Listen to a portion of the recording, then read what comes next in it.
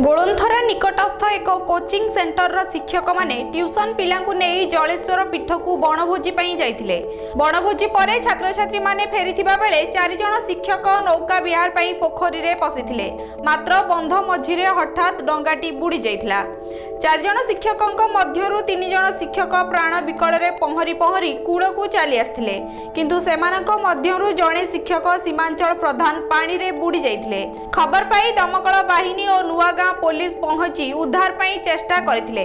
राति तमाम चेष्टा करिबा परे मध्य सीमांचल को उद्धार करा जाई पारि नथिला। आज सकाळु सीमांचल को मृत शव को उद्धार करा जाईछि। एपरि अभावनीय घटना पुणी सारा जिला को स्तब्ध करि दैछि। पुलिस एने एक अपमृत्यु मामला रुजु करिबा सह तदंत चलाइथिबा थाना अधिकारी भवानी शंकर खुंटिया सूचना दैछन्ति। ब्रह्मपुरରୁ अर्जुन पंडा को रिपोर्ट, मेट्रो टीवी ब्यूरो।